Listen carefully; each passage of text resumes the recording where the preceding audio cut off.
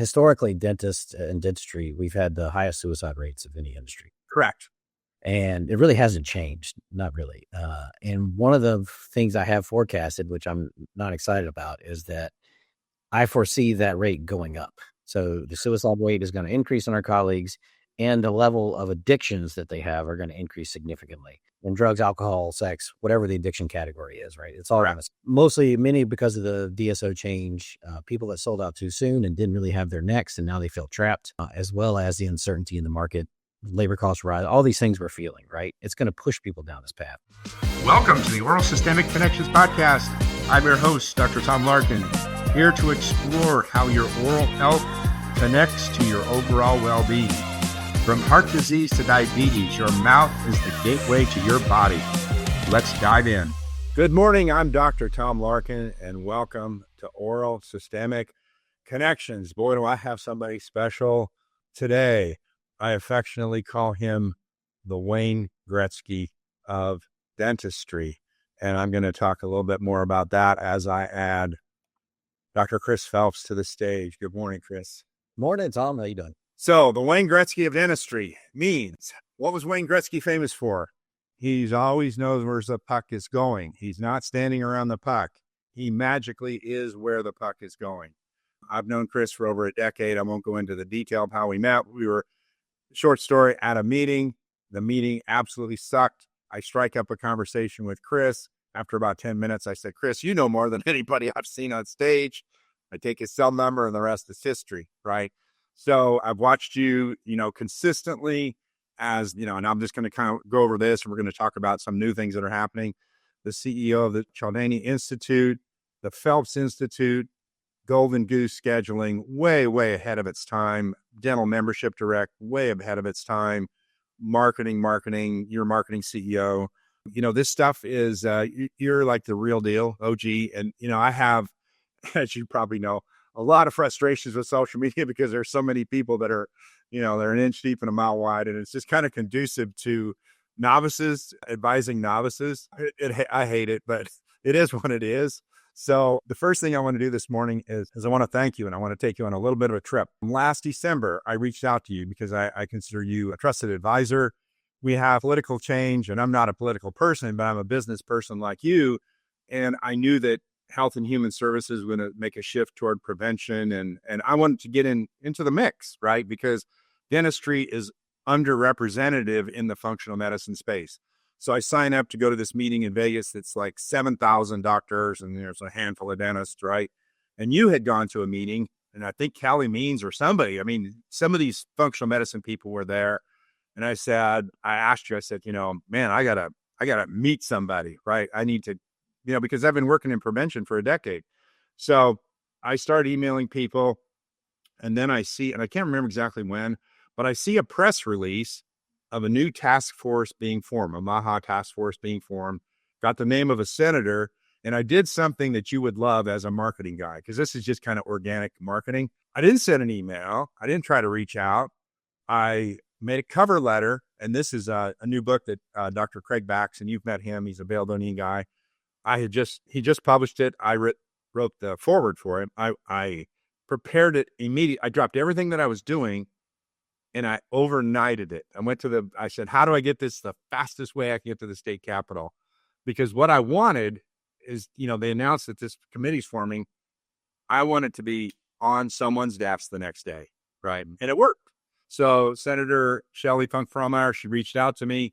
We began to text, and then she comes to Lexington to my April meeting, which was a little bit of a pivot because I wanted to bring these experts together, because I'm trying to get dentistry in this conversation, because I know what's going to happen. Dentistry is going to get a back seat or whatever. So let me show this. This is a couple of weeks ago. I'm testifying to Senate on prevention. And basically, now here's what you need to know. See the red shirts? That's Coca-Cola. That's the American Beverage Association. Wow. So the funny story is, I didn't see them when I walked in, or either they came in after I sat down, and I didn't know they were there. My whole conversation was about soft drinks, sugar, and insulin resistance, because I had about 20 minutes, and I was just advising this committee that's being formed. I think your ROI, as far as like going after some money in prevention and really getting, bang for your buck, is an insulin resistance and sugar, right? And these guys are back here, just kind of shooting lasers and darts at me and whatever. So after the meeting, a couple of senators, came up. We said, "Man, you got some big kahunas. You see who is behind you?" I go, "No." So, so anyway, I have to thank you because you were part of that process when I asked you, and you kind of encouraged me to go forward. The other thing that I learned from here, and the last time you were in Lexington at my meeting, I think you used the word holistic-ish, or maybe it was before then, but I'm going to credit you because I just registered that domain. And I knew I liked it, and I knew where you were going with it, but I didn't. It was after this meeting that I got it. Okay, so here's holistic-ish. What I found was there were a bunch of senators, a bunch of people saying, "Hey, I need to find this. I want to go to this dentist." Well, that one of my startups that I did here, you've met Dr. Rachel Riley, right? So this is Rachel 6 years after her startup. Okay, how many patients or how many practices have you come across? This is rarefied air. Okay, this is a wait list. No, we're not accepting new patients. Join our wait list. Now, down below on her wait list, and she came up with this herself, they have to apply. Okay. What principle has she created with this? What principle is it? Right. Huge consistency and commitment going on right there. Yes. And scarcity. Right. Yeah. I mean, it's yesterday. So since I did her startup, I host her website. I asked her permission to talk about this. I see the leads that come through her website. 9 people yesterday. 9 yesterday. Okay. Her marketing budget is 0. Okay. Other than her website. 9. And so, but here's what happened. All right. So my experience was, and I had told the senator this, I said, be careful of the word holistic. I talked about Rachel this years ago. I said, it's radioactive to dentists, right? Yep. But when we have this huge disparity, and this is where I really want to take this conversation and ask your advice on this. Okay. So she reaches out to her dentist. "Hey, reach out to Dr. Larkin," and crickets. Another person says, "Reach out to Dr. Larkin," crickets, because they're telling them that I'm a holistic dentist, which, I'm not. I mean, my lane's pretty narrow, right? Mm-hmm. And this thing all comes back to me. So I go to AI and I want to understand the issue. And so I go in there and I say, here is what a holistic dentist, here are the services. Same, kind of parallel with biological. That's kind of a watered down term. Yep. And I said, talk to me about the whole body impact, whole health impact of this list of services. And fluoride is the number one reactive term, right? And I see the posts done by the groups, the groups that teach this. And it's a 5% contributor to the overall conversation. 5%. Okay. So I go to AI and I said, and I asked this question because I'm using AI all the time. I'm sure you are too. I said, what is this called? And it's called disproportionate focus. When media or public attention exceeds a statistical or actual importance, right? So we have something that's a 5% issue. Guess what periodontal disease is? It's a 70% factor, right? And that's been my very consistent narrow lane for over a decade. But when the public perception is ban fluoride, fluoride's poison, and then the other one, and the two main ones are root canals are dangerous, root canals are this, that, and the other, root canals cause cancer, whatever the narrative is, these are extremely reactive terms to 95% of the dentists. Okay. That's where the term holistic is radioactive. Okay. So help me sort something out. So we have this disproportionate focus, and the other term is signal amplification. We have this happening, and I'm sitting here saying to myself, because I'm witnessing this firsthand, okay, 95% of you this are turned off. This is what Chris Phelps meant by holistic-ish. It was, let's focus on the 70%. Let's stay away from the radioactive things because they're not productive, right? How did you know that? Well, for me, I was just looking at market trend, right? And so when I see things, the consumers and businesses being built and are thriving, like Whole Foods and Sprouts Market and all of these kind of healthier option companies coming to light and people leveraging these things, I'm starting to see, there's 15 other companies that can come to mind in this category, but I noticed with these things are successful in spite of what's always been, that means the market's mindset is changing, right? And so I got to think, well, who goes to this kind of place, like a Whole Foods or a Sprouts and a whatever? Who leverages those things? And it hit me. I was like, I just physically went to these stores and kind of hung out and just looked around. Who's here? Yeah. Just strike up conversations. Who are you? What are you doing here? What do what is your job? What do you do? Why are you here? Just curious. And what I found out was it was just people that were looking for a healthier option. That's it. They realized whatever is massively available is not good, bad oils, bad whatever they wanted to use to define that. So they just wanted something healthier. And I thought, that's what holistic-ish is. That's what their mindset. They're not on this fringe of what people think are holistic. Correct. They just want something healthier, and there's nothing wrong with that. And so it now opens, if that's what the market wants. I always say, if your target market speaks, we got to listen. 100%. We got to do the same thing. Yeah. How do I overcome the barrier, though, as an educator? You're an educator. How do we overcome this barrier?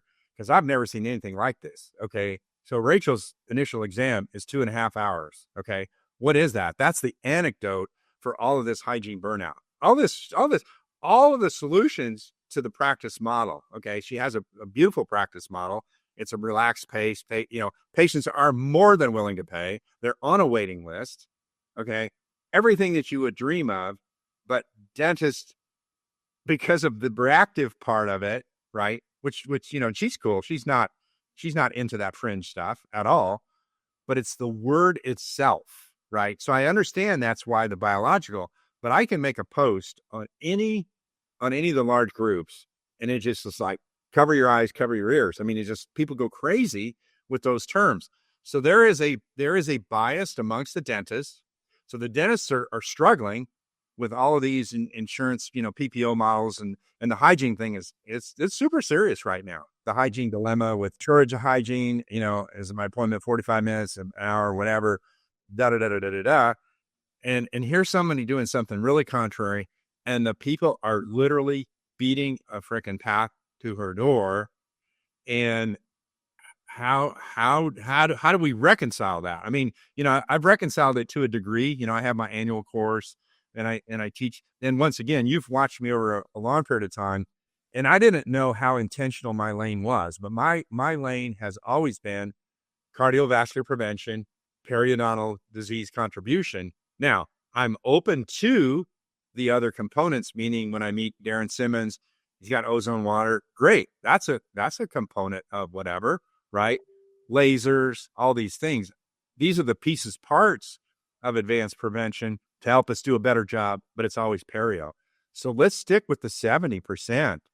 And that's happening in politics. You see the politicians, they'll take a 5% issue, and just create, and it's a combination of the power of social media, and it's a combination of the megaphone that some people have. It's not a positive thing, but it wasn't until this experience, and it wasn't until I was reflecting on your holistic ish, because what you were telling me a while ago was that the term itself offends dentists, and we need a term that is less abrasive. And anyway, it's just been like a perfect storm for me from an education standpoint. Yeah. And I'm glad you're starting to see the trend as well, because that usually starts at the market and then it works its way up to the businesses, right? And us being the dentistry are starting to see it. And, even doctors, like we get calls all the time because we do some training in ceramic implants and whatnot. Again, it's just another alternative. It's a healthier option for people, less reactive, less inflammatory. And doctors that used to swear, they're like, I'll never do one. Right. I'll call up now and say, my patients are asking if I do one. What do I do? 100%. So are we going to need the patients to be asking for this? And here's the thing, because I do talk about it, and I've interviewed, I was doing a podcast with somebody on biorestoratives, Curinot and crystal care. Here's the thing. If somebody comes in and says, I don't want fluoride, I say, not a problem. We've got great alternatives. You don't have to engage in that. I've never really had to engage in that. I was asked by the Senate committee because, that's on the agenda. And I said, I've been a dentist too long. And I said, maybe I'm brainwashed or whatever, but I'm super not comfortable with that concept because you're not giving me an alternative solution. So if I say, yeah, fluoride's terrible, take it out of the water, and Eastern Kentucky is the mess that it is, I'm going to be personally responsible for increasing, in the short term, increasing pain and suffering. Can't do that. Give me an alternative, right? So that political deal, to be honest with you, I don't know how far down I'm going this political road because I'm too black and white, but I just wanted to do it. And it was like, check, done it. And, they talked about hiring me as a consultant to the committee and whatever. We'll see, but I definitely don't have the patience for, time wasting. And you know what that is. Time is our most valuable commodity. Right. So going back to how do you change mind in this case, right? How do we get their focus off of this reactive stuff and on to other things? Well, understand that number one, it's a huge challenge because of the commitment principle. When people commit to something, it is very hard for them not to follow through with their commitment, right? Right. And so when people, you got Republicans versus Democrats, good example, okay? Whatever side they're on, once they commit to that, that's now who they are. And everything they do, it biases everything that they do. They see information they take in, and each time it further reinforces their commitment. So it makes them a bigger divide, right? Right. So what you can do to counter those is a couple of things. Number one, understand it's a huge challenge. If you don't change that commitment in their mindset, they're not going to change. Okay. Right. This side isn't going to change that side and vice versa. But what you can do is you can start by reminding both sides that there's a connection. We have something in common. We are not polar opposites. Right. So there's a study I can think of where they did that with kids who were at two different universities debating each other on a topic online. And when they were just so dug into their argument, and then they had to pick a winner, who won the debate, who lost. If you won the debate, you got an A. If you lost the debate, you got a C. But if they couldn't come up with a winner in agreement, they both failed. Right. And over 33% of the time, the kids failed. Right? Wow. That's how deep they were into a commitment they didn't even believe in until they started debating it. Well, just by reminding them in a different study, start out with a connection first. Hey, Tom, you're a dentist. I'm a dentist. Right. Let's talk about dentistry for a minute. Right. So they found one connection and then they got into their conversation. The failure rates dropped from 33% to less than 10, actually less than 6%. Wow. So huge change. So reminding folks that, hey, we can be different. We can have different opinions. Right. But we're still people here, right? We still have a connection. We're still fathers, mothers, brothers, whatever. Right. Okay? So reminding them of connection. If there's some unity present, reminding them of that. We have different opinions, but we are still of the same mindset when it comes to this. And that's why I'd say in this world of health, I think we could unite them under holistic-ish in this banner of whatever you are on the spectrum, can we all at least agree and commit to that we all just want a healthier option for ourselves, for our patients, for whatever that means? Can we at least unite under that banner? Right. Okay, now you're bringing them closer together again, right? Right. And again, there'll be some agree to disagree situations. Okay, well, let's put the fringe stuff aside that we'll never agree to. Now we have a connection. Now we're united under this cause of healthier options. Let's agree and figure out something in the middle. What can we work on instead, right? The last piece of this is you got to redirect their focus. So if we know their focus is on, let's say, fluoride, right, in the water, redirect it to other things that they may have a focus on too, like Alzheimer's and heart disease, right? And can we all agree that Alzheimer's is not good and heart disease is horrible? Okay, well, did you guys know, especially Senate committee, that guess what? Many studies are linking behind those things that either make it worse or are the root cause. Yeah. Gum disease. Hey, and now we can redirect them back to perio that way, right? Right. Yeah, no, that's outstanding. So one of the things I thought, if I get to present again to that committee, a visual aid, and I thought I'm going to bring three things. I'm going to bring a bottle of sugary soda, a bottle of water, and an aluminum can. Okay. And so here's the thing that I want to illustrate: the difference in health impact and what we're all concerned about, like you're saying, between that bottle of soda and that bottle of water are significant. I mean, measurable. It's unbelievable difference. The difference between the bottle of water and having a concern on microplastics and BPA and the aluminum can with the water is small. Why do we want to go there? Why do we want to go to the microplastics? Because my whole view is, let's start with the bigger issues, the easier issues, and not get in the rabbit holes. Because I see politicians really wanting the rabbit holes. Microplastics, ban plastic. And no, and so that's it's amazing. That's amazing. Yeah, and it goes back to you got to make sure you ask the right commitment questions. This or that when you're talking to these folks, because what I hear and when you said that, what does that politician really want, right? What do they really, do you just want a talking point that makes you stand out from your colleagues just to get reelected? You really have no intention of doing anything? Or are you with us and you really want to improve people's health? Which is it? Yeah. And if you can get them to commit to the health, then now you got a chance. Well, the general public, and you know this, they've just taken over. Our healthcare system is so broken, it's so expensive. You know, your ability to get your labs online now, you know, just you can do a lot of stuff online yourself, right? And you know, some good, some bad, but it's the general public wants to be healthier. They want to be empowered. So it's there. And I just was dying to tell you that story because that holistic ish was like, that's the definition now, right? Do we get into these extreme positions, or do we really come to some commonality, like you said? Yeah, I think that's a banner you could unite people under for sure. Yeah, no, that's awesome. Okay, a couple of things in general in the marketplace. I saw, you know, just some observations. I saw a podcast with David Phelps. I know you know who he is. You're not related, but equally smart, about DSOs and private equity. Maybe some, you know, maybe the momentum of all these practices being swallowed up. You know, there might be a little distress in some of the group models. You know, that may not seem like, you know, everybody had these great exit strategies at X multiples or whatever. Those better days may be behind us. And I don't know what you're seeing out there in the marketplace, but once again, these are all delivery models of practice, and the hygiene, which is a 1/3 component of these practices. You know, it's just a continual challenge. It's just a continual challenge how that all fits together. Yeah. Well, I do see that, you know, past trends, people were afraid of, you know, the DSO market, the non-dental owned, non-dental managed groups would take up 70-80% of our space, right? Right. Maybe even 90% is what the fear was. I think the reality is going to be, there'll probably be 30-35% of the space, maybe 40, because right, there was this huge push, and those were the folks that were the first in. Those are the folks that were, their biggest move was just to build to the next exit so they could get out. Correct. Build it, flip it, be done with it, right?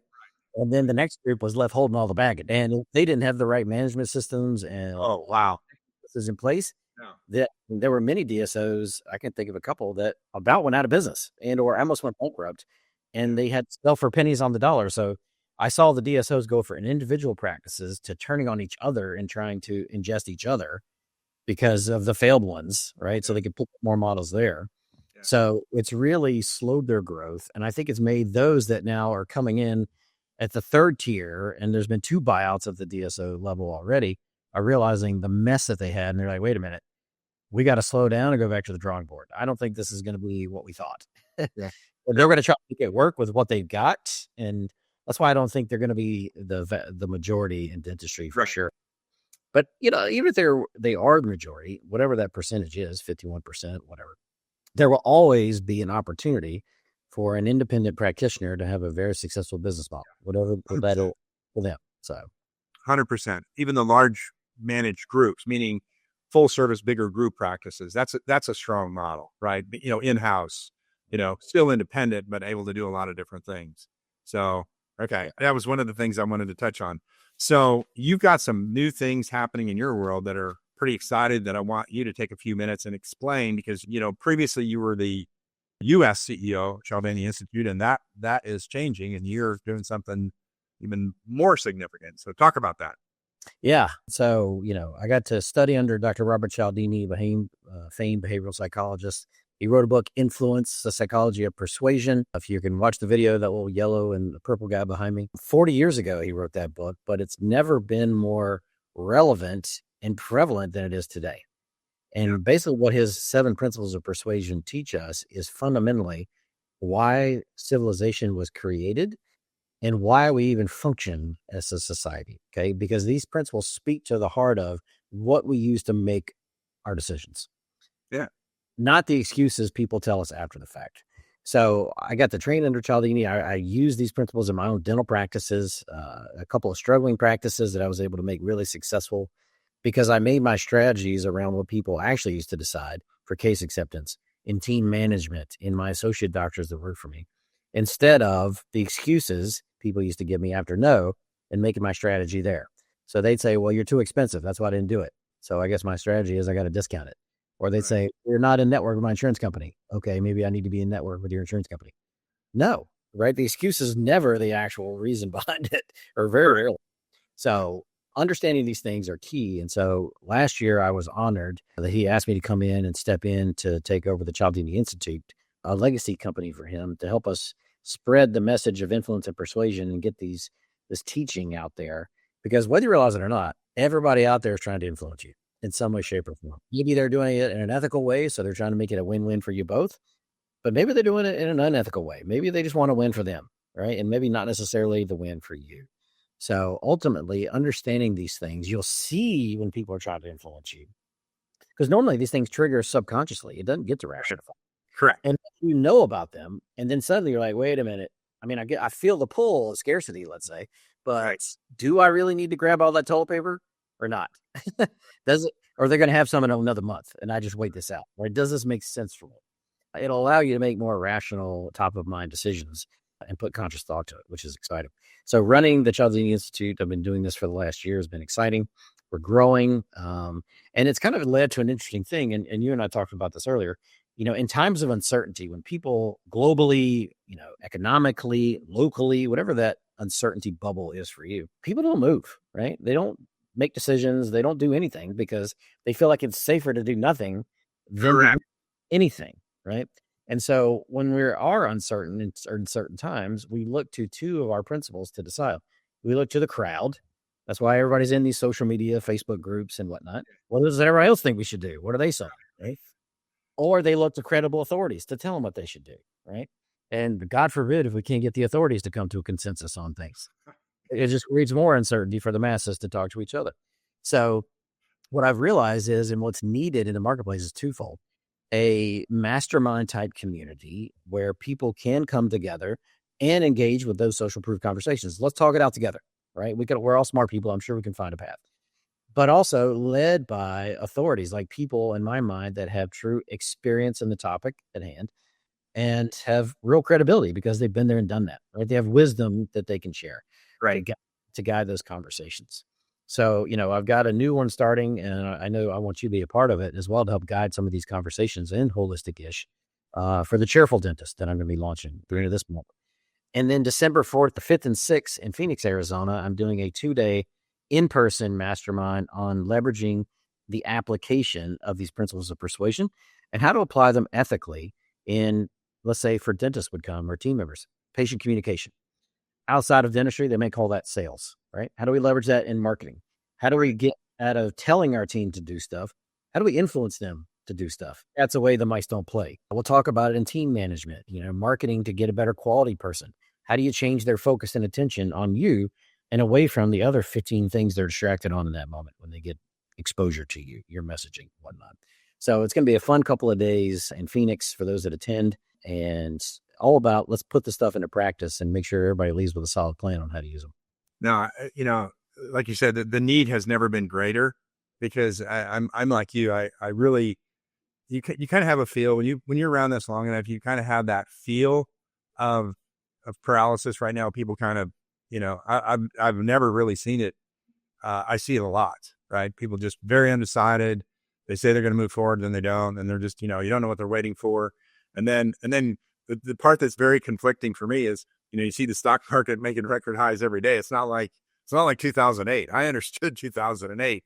People were paralyzed because they were afraid of everything. And it's that dichotomy right now that makes you kind of like, what's going on? Yep. Yeah.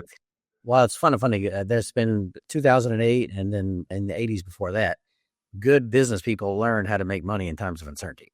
Right. And so, that's what's going on now. Right.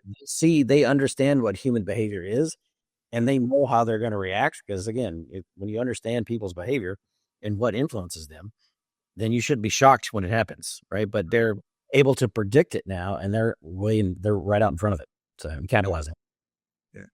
No, I think that is just so awesome because it's important for people like yourself. Once again, I keep coming back to people with experience because the groups are sometimes a little light on experience and but very heavy on advice. And I feel for, kind of a younger generation of dentists that kind of lean on that in dental school or early on, because I see a lot of that advice. And, it's just like, it is what it is. It's not going to change, but it's kind of distressing.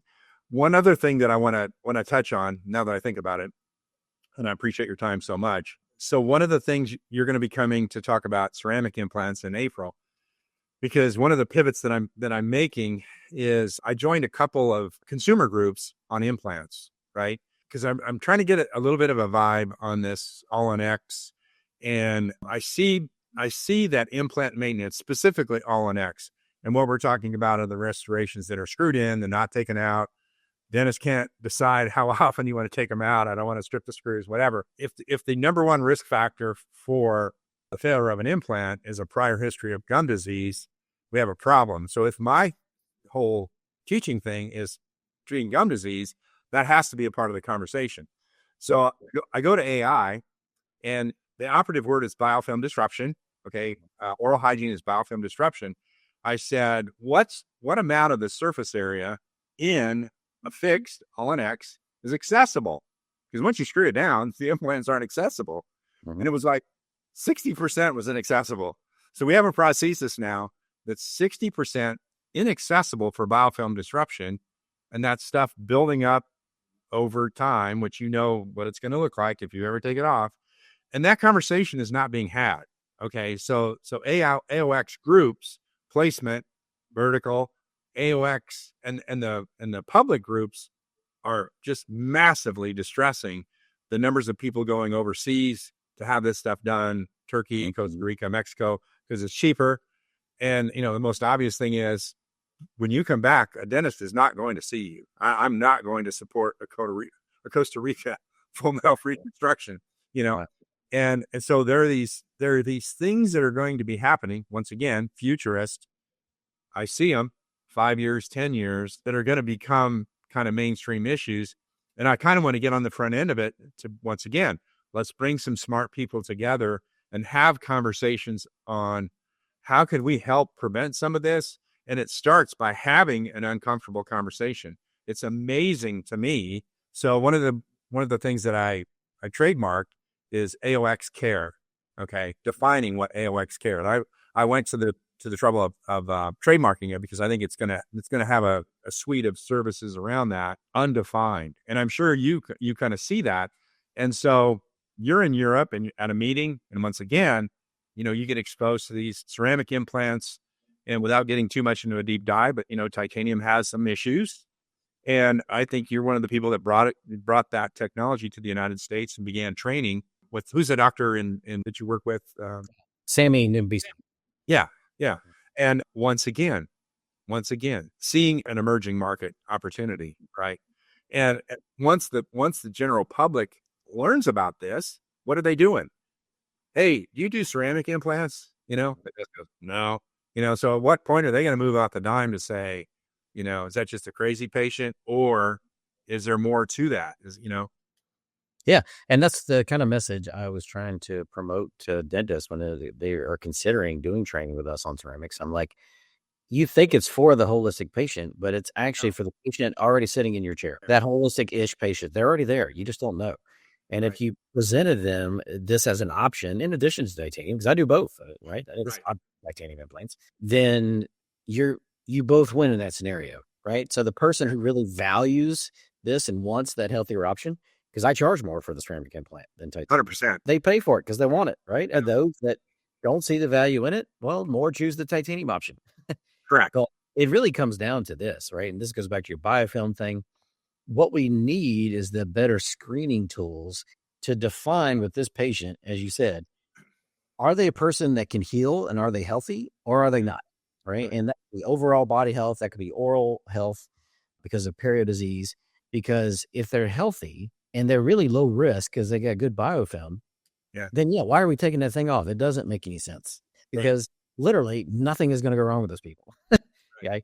I don't care if the implant's upside down, the damn thing's going to integrate, right? In these folks. But for those other folks, if we can identify those that aren't healthy, right, that we got to decide, do they need ceramic? Is it titanium? What are we doing with this biofilm? If we're not fixing that first before we put all this crap in, well, guess Right. what? It's got nowhere to go but down from there.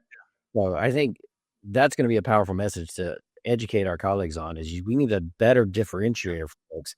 If this person is XYZ systemically or oral biofilm wise, you would be wise to fix that first, anything else. Yeah, it's interesting that you mentioned that because one of the people, and this was an offshoot of April's meeting, I learned about MMPH, which is an inflammatory biomarker company in Germany that I was referred to, had a couple meetings with them.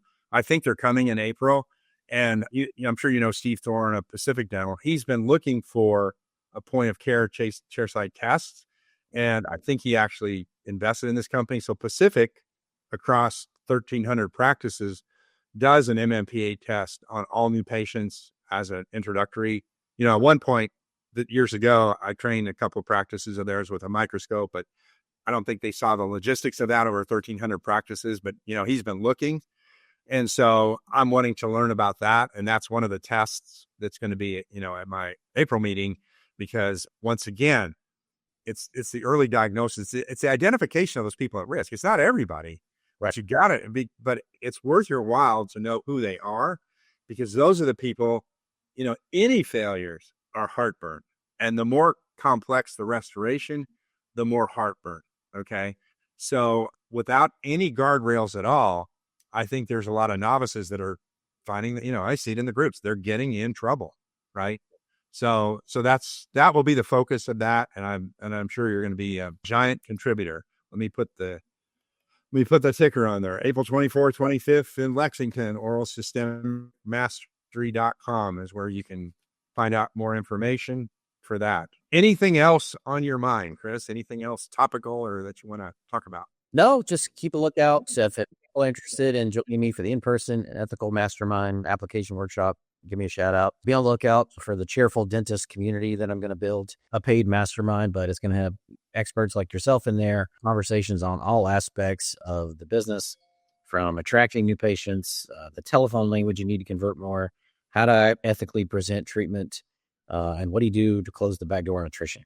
Yeah, I was so happy. I can't tell you how much the need is there. Okay.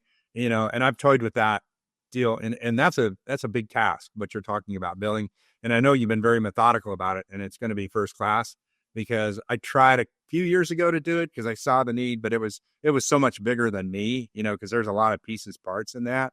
Yep. But with your experience and with your connections, that will be an incredible community, because the need is there for private communities. Let's get off of these drama shows and let's get serious with people that have, legitimate resumes and experience, who've done it. Most important, the thing that bugs me the most is people who teach who've never done it. That kills me. I will be wholeheartedly supporting that. Yeah. And one factor on that, speaking of trends I've been noticing. So, historically, dentists and dentistry, we've had the highest suicide rates of any industry. Correct. And it really hasn't changed, not really. And one of the things I have forecasted, which I'm not excited about, is that I foresee that rate going up. So the suicide rate is going to increase in our colleagues, and the level of addictions that they have are going to increase significantly. And drugs, alcohol, sex, whatever the addiction category is, right? It's all around us. Many because of the DSO change, people that sold out too soon and didn't really have their necks, and now they feel trapped, as well as the uncertainty in the market. Labor costs rise, all these things we're feeling, right? It's going to push people down this path. So another aspect of the cheerful dentist community is that I'm going to focus on, that I don't think anybody really is the mental health side of this. Yeah. For each other, for our colleagues. So Right. we got to do better about protecting our mindset and keeping it in a positive pace or a positive place, and then have healthy co-op mechanisms in place to deal with this stuff. Right. So we'll have leaders and experts in mental health and wellness in this community that can be help people privately, or hopefully in our community conversations, to keep people on a positive path as well. So yeah, no, and I agree 100%. So that takes me back to 2019. It was right before COVID, and I got an opportunity to speak at when Dental Whale was in existence, and I told my wife, I said, I'm going to give a presentation. I will not ever be invited back. And it was called Under the Influence. And basically what I outlined was what I was seeing. I was seeing a decade of low interest rates, a decade of social media influence. And what it was doing was it was encouraging younger dentists to do something that they really weren't cut out or prepared to do. The social media pressure was everybody should have a practice. Multiple practice ownership for the average person is probably the most giant disaster ever, but no one was speaking against it. Okay. And I was outlining some of the dangers. So all of these mental health issues are kind of accretive to the fact that this really isn't what you're cut out to do. I think everybody needs to be self-aware. That's a Gary Vaynerchuk deal 101, self-awareness. And, the story about me building my first dental practice when I was in dental school. I was just an extreme outlier. That was just something that, but that's not everybody. And I don't. So like the students that I did startups for here in Lexington, I knew them personally. I was not like soliciting just like everything. I knew Rachel's background. Her background in athletics and accomplishment was impeccable. This was easy for her, right? So I think we needed, and I'm really happy that you're doing that because you're 100% correct. And I see that in the groups, people uncomfortable with it and not knowing where to go with that, with the headline news of this doctor took his life or killed his family or whatever. It's awful stuff. So what's the root cause? What are some of the root causes? Okay. And so that will be probably one of your biggest contributions of all. Right. And I definitely have opinions on, in positive ways to enforce those conversations. Excellent. Yeah. Super. Good stuff happening. I'm looking forward to the future. Well, I want to thank you, Wayne Gretzky, for once again showing me where the puck is going. And we'll see you soon. Thanks, Trent. Thanks, Tom. And that's a wrap on today's episode of Oral Systemic Connections podcast, where we prove every week that your smile is way more powerful than you ever imagined. If you enjoyed this episode, hit that subscribe button, share it with someone who deserves to know these jaw-dropping truths, and leave us a review to help us spread the word. And remember, every smile you care for is an investment in your whole body health. Keep smiling, keep thriving, and I'll see you next time.